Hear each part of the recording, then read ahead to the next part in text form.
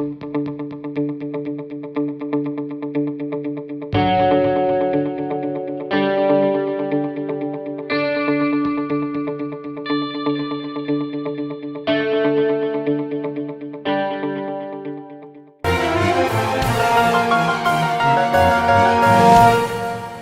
belakang reproduksi merupakan proses yang sangat penting bagi seluruh makhluk hidup. Yang reproduksi sendiri merupakan proses biologis suatu individu untuk menghasilkan individu baru. Tanpa adanya reproduksi, maka tidak ada satu spesies pun di dunia ini yang mampu untuk hidup dan berkembang biak. Begitu juga dengan hewan ternak, baik yang betina maupun yang jantan.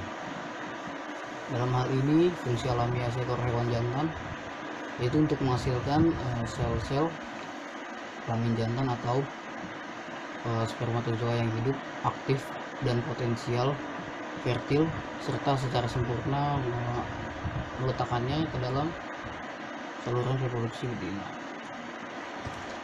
Pada inseminasi buatan hanya memodifikasi cara dan tempat peletakan spermatozoa, hal yang menunjang produksi dalam kelangsungan hidup. Spermatozoa adalah aktivitas dan konsumsi pakan yang diberikan pada ternak tersebut. Sistem reproduksi ternak jantan terdiri dari beberapa organ reproduksi, yaitu testis, epididymis, vas deferens, dan kelenjar aksesori. Organ reproduksi hewan jantan pada umumnya dapat dibagi atas 3 komponen, yaitu organ kelamin primer,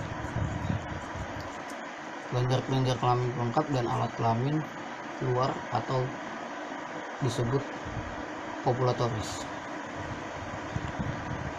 Organ kelamin primer yaitu gonad jantan dinamakan dengan testis atau testikulus. Lalu kelompok kelenjar kelamin pelengkap yaitu kelenjar vesicularis, prostat, dan Cooper. Lalu ada saluran yang terdiri dari epididymis dan vas deferens, kemudian alat kelamin luar atau kopulatoris yaitu penis. Sedangkan sistem reproduksi betina terdiri atas ovarium dan sistem ductus.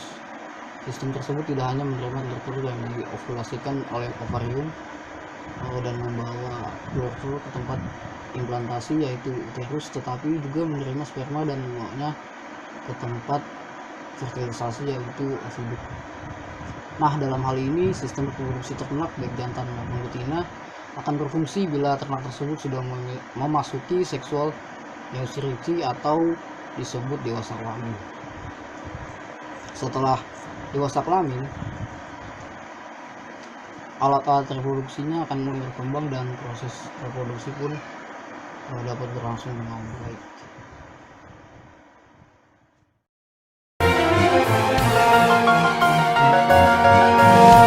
Menjelaskan tentang tujuan praktikum dari ilmu reproduksi ternak pada acara 1, yaitu yang pertama, untuk dapat mengetahui bagian-bagian dari organ reproduksi ternak ruminansia dan non-ruminansia, unggas, jantan, dan betina. Yang kedua, untuk dapat mengetahui fungsi dari masing-masing organ reproduksi ternak ruminansia dan non-ruminansia, unggas, jantan, dan betina. Yang ketiga, untuk dapat mengetahui siklus reproduksi ternak ruminansia dan non-ruminansia, unggas, jantan, dan betina.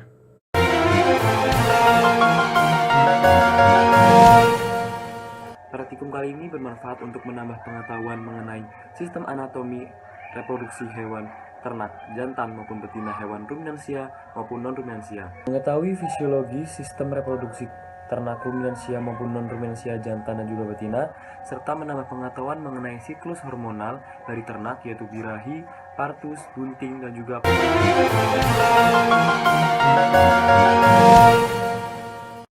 Assalamualaikum warahmatullahi wabarakatuh. Perkenalkan, nama saya Algista Pandu Firmansyah. NIM saya 230 1011 9140 204. Saya berasal dari kelompok 9C. Di sini saya akan menjelaskan tentang organ reproduksi ternak ruminansia jantan. Yang pertama ada testis. Testis merupakan organ primer karena menghasilkan sel gamet jantan atau spermatozoa. Testis mempunyai dua fungsi utama, yaitu menghasilkan sel sperma dan juga menghasilkan hormon reproduksi jantan. Yang kedua, ada epididymis. Epididymis adalah saluran panjang yang berkelok yang berfungsi untuk mengentalkan, memasak, mengangkut, dan juga menyimpan sel sperma.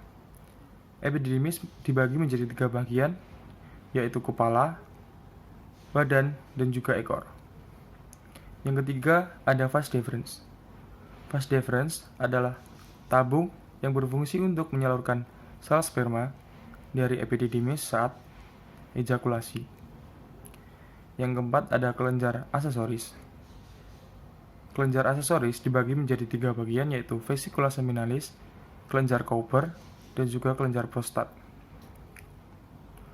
Fungsi dari kelenjar aksesoris adalah untuk melicinkan uretra, menetralkan air seni saat akan ejakulasi, memberi makan sel sperma. Yang terakhir, ada penis.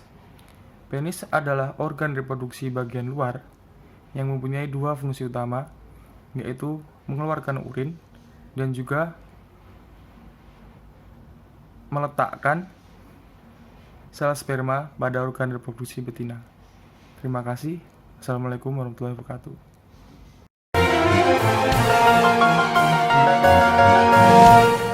Assalamualaikum warahmatullahi wabarakatuh. Selamat siang, nama saya Zakaria Rasid, NIM saya 230 1011 914 0290 dari kelompok 9C, ingin menjelaskan tentang organ reproduksi ternak ruminansia betina. Yang pertama ada ovarium. Ovarium terletak di rongga perut, berfungsi untuk memproduksi ovum dan sebagai penghasil hormon estrogen, progesteron, dan inhibi, dan juga menghasilkan hormon-hormon reproduksi yang mempengaruhi kinerja reproduksi. Kemudian ada oviduk. Oviduk merupakan saluran yang bertugas untuk mengantarkan sel telur menuju uterus. Infundibulum merupakan bagian pertama dari oviduk yang berfungsi menangkap sel telur yang akan diantarkan dari ovarium ke uterus. Oviduk juga merupakan tempat terjadinya adalah uterus.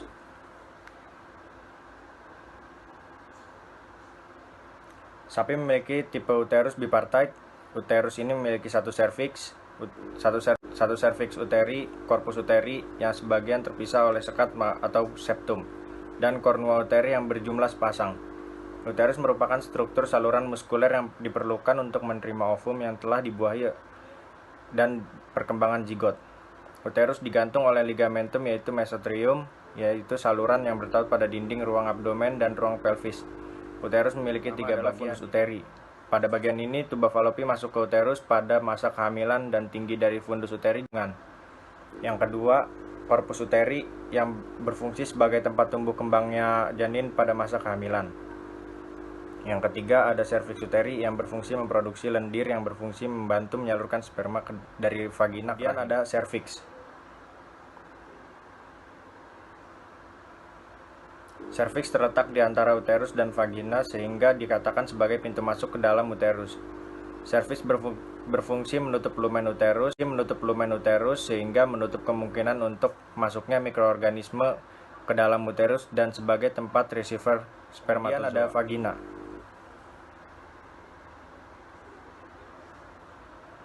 Vagina adalah organ reproduksi hewan betina yang terletak di dalam pelvis di antara uterus dan vulva.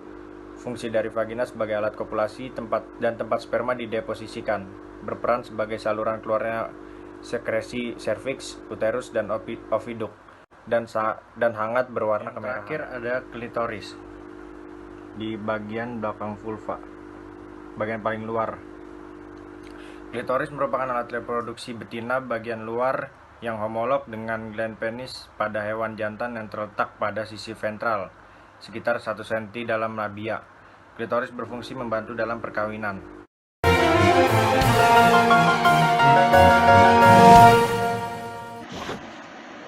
Perkenalkan, nama saya Ferry Kristianturi dengan NIM 230 101 19 140 dan 193. Pada acara pertama ini saya akan menjelaskan anatomi organ reproduksi ternak non-ruminansia jantan.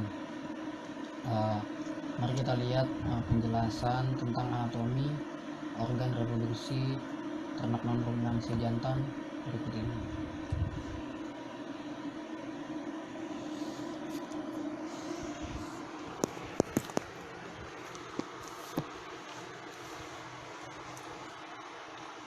Yang pertama adalah testis. Testis sendiri berjumlah 1 pasang dengan berat masing-masing 7 gram yang terletak pada bagian atas di abdominal ke arah punggung pada bagian anterior kiri, anterior akhir dari ginjal dan berwarna kuning terang. Testis sendiri berfungsi untuk menghasilkan hormon kelamin jantan, yaitu androgen dan sel gamet jantan yang disebut sperma. Lalu selanjutnya yang kedua ada epididymis. Epididymis juga berjumlah 1 pasang dan terletak pada bagian sebelah dorsal testis. Sebelah dorsal testis. Nah, letaknya ada di sini.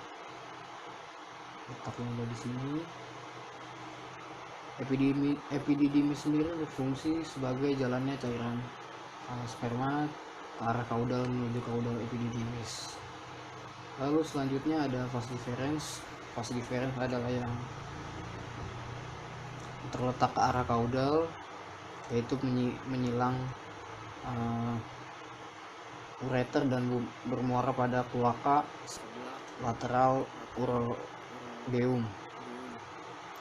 Saluran deferens dibagi menjadi 2 bagian, yaitu bagian atas dan bagian bawah. Ini bagian atas sendiri berfungsi sebagai muaranya sperma dari testis, sedangkan bagian yang bawah berfungsi sebagai perpanjangan dari saluran epididymis yang disebut saluran deferens. Saluran deferens ini akan bermuara di kloaka di sini.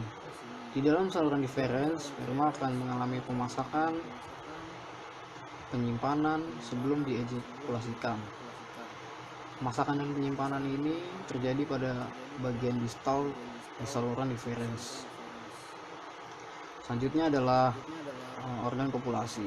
Organ kopulasi merupakan lanjutan dari akhir saluran pada ductus deferens yang terletak di lubang papila kecil pada bagian dinding dorsal kloaka. Papila kecil inilah yang merupakan rudimeter dari organ kopulasi. Nah, organ kopulasi sendiri berfungsi sebagai tempat untuk keluarnya sperma. Jika kita melihat pada ternak ruminansia seperti sapi jantan, organ kopulasi pada sapi jantan adalah penis yang terdiri dari 3 bagian, yaitu glans atau berat bebas, sedangkan pada bagian utama atau badan dan urula atau akar yang melekat pada pelvis yang tertutup oleh otot ischiocarnivus.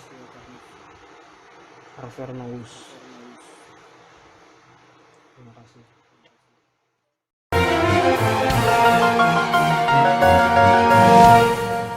Assalamualaikum warahmatullahi wabarakatuh. Selamat siang teman-teman. Perkenalkan, nama saya Daniel Pratama Putra. NIM 23010119140214 dari kelompok 9C. Di sini saya akan menjelaskan organ reproduksi non-ruminansia betina. Yang pertama yaitu ada ovarium. Ovarium sendiri merupakan saluran yang paling vital, atau bisa dibilang saluran pembentuk sel telur, yang dimana dalamnya terdapat banyak sekali sel telur yang disebut dengan VOC. Dan terdapat 3000 sel telur yang belum matang.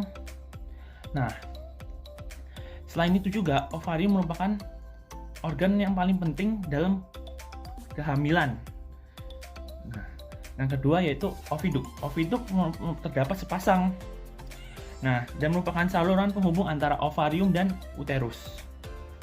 Nah, pada unggas hanya satu yang berkembang dan sisanya mengalami rudimeter atau semacam perhambatan gitu. Nah, yang ketiga itu infinivillum. Infinivillum itu memiliki fungsi untuk menangkap sel telur yang sudah matang dan memasukkannya dan meneruskannya. Nah, infinivillum ini memiliki panjang sekitar 9 cm. Infinivillum ini berbentuk seperti corong atau fimbria. Nah, dan membantu dalam proses ovulasi dan berlangsung selama 21 jam. Lanjut ke yang keempat. Yang keempat itu adalah magnum. Magnum merupakan saluran kelanjutan dari oviduk dan merupakan saluran terpanjang oviduk. Nah, dan memiliki panjang sekitar 33 cm. Dan tepat diekskresikannya albumen telur. Lanjut yang kelima. Yang kelima itu adalah isthmus. Isthmus itu adalah penghubung antara isthmus dan magnum. Nah, isthmus dan magnum itu memiliki juga pemisah yang nampak jelas yang disebut dengan garis penghubung isthmus magnum. Panjang isthmus sendiri itu sekitar 10 cm dan merupakan tempat terbentuknya membran sel selaput yang banyak tersusun dari selaput protein. Lanjut yang keenam yaitu ada uterus. Uterus sendiri merupakan bagian oviduk yang melebar dan berdinding kuat. Di dalam uterus mendapatkan kerabang keras yang terbentuk dari garam-garam kalsium. Nah, uterus mempunyai panjang sekitar 10-12 cm. Dan yang terakhir itu adalah vagina. Vagina sendiri merupakan bagian akhir dari oviduk dan memiliki panjang sekitar 12 cm. Nah, saat itu juga pada bagian terakhir itu telur masuk ke dalam vagina setelah pembentukan di kelenjar kerabang. Nah, selain itu berguna untuk menyumbat pori-pori kerabang sehingga invasi bakteri dapat dicegah. Jadi itu adalah fungsi utama dari vagina itu sendiri. Nah, sekian dari penjelasan singkat dari saya. Apabila ada kesalahan mohon dimaafkan. Terima kasih. Wassalamualaikum warahmatullahi wabarakatuh.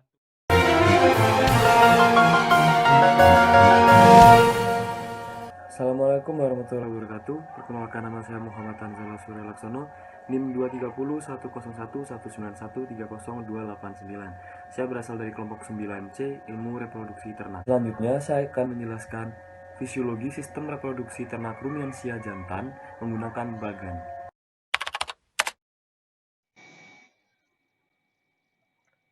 Hormon pada ternak ruminansia jantan diproduksi karena adanya rangsangan berupa penciuman, penglihatan, perabaan, dan pendengaran. Rangsangan tersebut akan diterima hipotalamus sehingga akan diproduksi gonadotropin releasing hormone atau biasa disebut GnRH disekresikan ke hipofisa untuk memberikan instruksi lebih lanjut pada organ-organ spesifik yaitu organ sistem reproduksi jantan.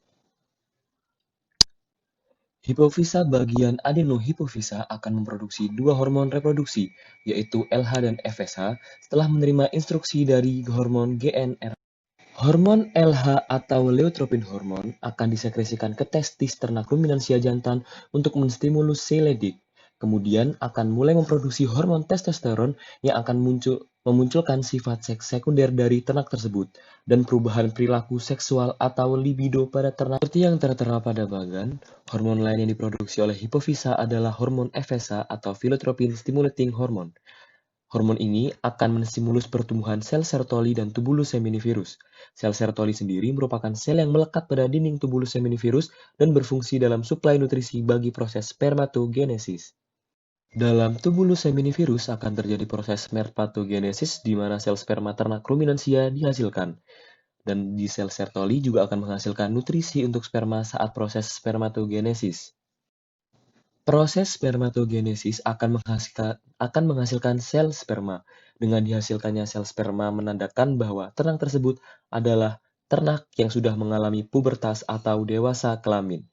Sebagai ternak jantan, testosteron juga berperan dalam proses spermatogenesis, di mana tingkat kadar testosteron akan terus meningkat seiring dengan produktivitas sperma yang akan dihasilkan dari proses tersebut.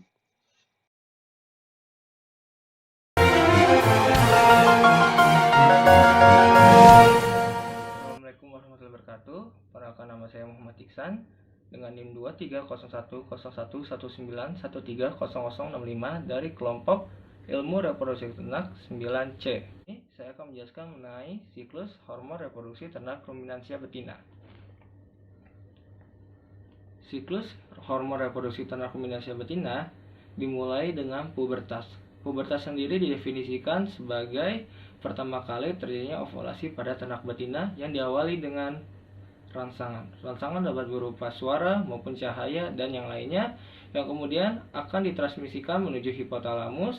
Lalu hipotalamus akan mensekresikan hormon GnRH atau gonadotropin releasing hormone yang akan diedarkan menuju hipofisis melalui pembuluh darah. Hipofisa terdiri atas hipofisis anterior dan hipofisis posterior. Hipofisis anterior mensekresikan hormon FSH, LH, dan LTH. Follicle stimulating hormone atau hormon FSH merangsang pertumbuhan pada folikel. Kemudian folikel akan mensekresikan hormon estrogen yang akan menaikkan atau meningkatkan sensitivitas pada ternak yang dapat dilihat pada lendir yang terdapat pada vulva ruminansia ternak betina. Kemudian terdapat hormon LH, luteinizing hormone, yang disekresi oleh hipofisa apabila hormon estrogen telah mencapai kadar maksimalnya, yang kemudian akan menyebabkan ovulasi. Ovulasi terjadi ketika hormon estrogen mendorong folikel dari dalam dan hormon LH mendorong folikel dari luar sehingga folikel pecah dan ovum terlepas. Kemudian korpus luteum akan terbentuk ketika ovulasi terjadi. Apabila ternak telah dikawinkan dan mengalami kebuntingan, maka korpus luteum akan tetap dipertahankan agar hormon progesteron tetap tinggi untuk menjaga kebuntingan pada ternak. Sedangkan apabila ternak tidak mengalami kebuntingan, maka korpus luteum akan dilisiskan oleh endometrium uterus yang mensekresikan hormon oksitosin, di mana hormon oksitosin menyokong prostaglandin F2. Dan yang terakhir terdapat luteotropik hormon atau hormon LTH yang berperan dalam meningkatkan produksi susu pada ternak betina. Kemudian terdapat hormon hipofisa posterior atau hipofisis posterior yang mensekresikan hormon oksitosin yang membantu ternak dalam proses partus atau kelahiran, di mana ia akan merangsang kontraksi yang berperan dalam menguatkan dinding uterus dan mengeluarkan sisa-sisa plasenta yang terdapat pada uterus, yang akan dibantu oleh hormon relaksin yang disekresikan oleh korpus luteum yang berperan dalam melemaskan ligamen pubis sehingga memperlancar proses partus pada ternak.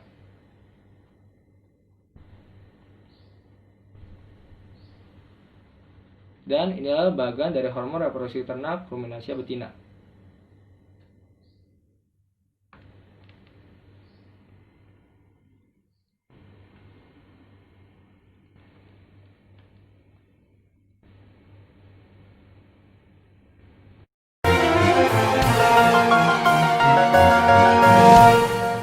Assalamualaikum warahmatullahi wabarakatuh. Saya Tito Raffi Rahmatullah Suhartono, NIM 230101191400072. Saya dari kelompok 9C. Menjelaskan tentang mekanisme hormonal non-ruminansia unggas jantan. Pada mekanisme hormonal reproduksi unggas jantan akan diawali dengan adanya rangsangan. Rangsangan ini berupa penglihatan, pendengaran, penciuman, maupun perabaan. Rangsangan akan diterima oleh hipotalamus. Hipotalamus akan merangsang hormon GnRH, yaitu gonadotropin releasing hormone. Hormon GnRH akan menstimulus hipofisa. Hipofisa akan menstimulus adenohipofisa atau bagian hipofisis anterior. Adenohipofisa akan menstimulus hormon FSH dan hormon LH. Hormon LH pada jantan yaitu biasa disebut ICSH atau interstitial cell stimulating hormone.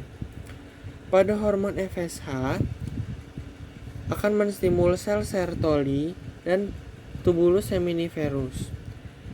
Pada sel Sertoli akan memberi nutrisi pada sperma, dan tubulus seminiferus yaitu tempat spermatogenesis.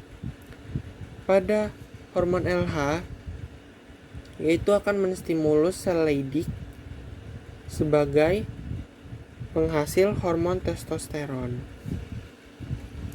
Hormon testosteron dan sel Sertoli akan ditambahkan pada tubulus seminiferus untuk menjalankan fungsinya masing-masing agar sperma dapat berkembang dengan baik.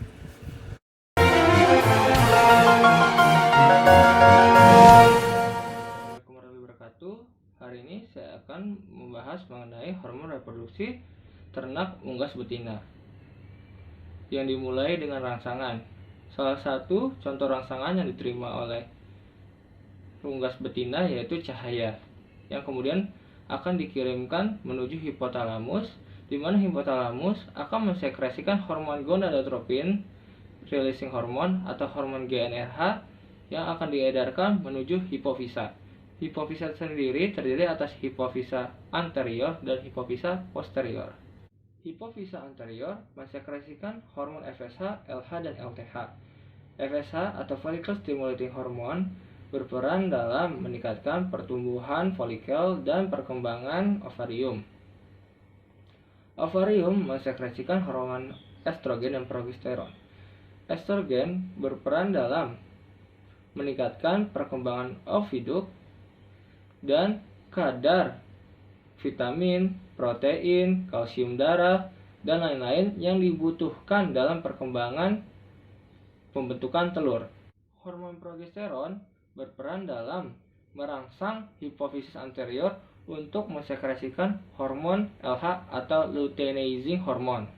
Luteinizing hormone atau hormon LH yang disekresikan oleh hipofisis anterior berfungsi dalam merangsang ovulasi pada ovum yang telah matang.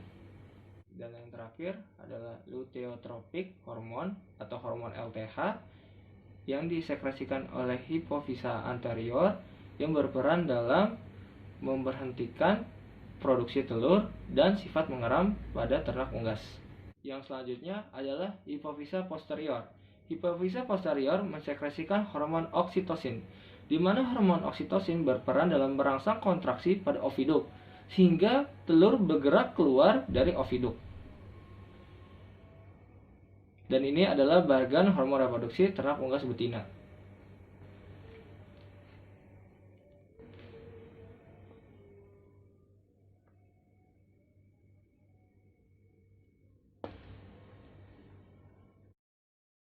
Sekian presentasi dari kelompok kami, semoga bermanfaat bagi kita semua.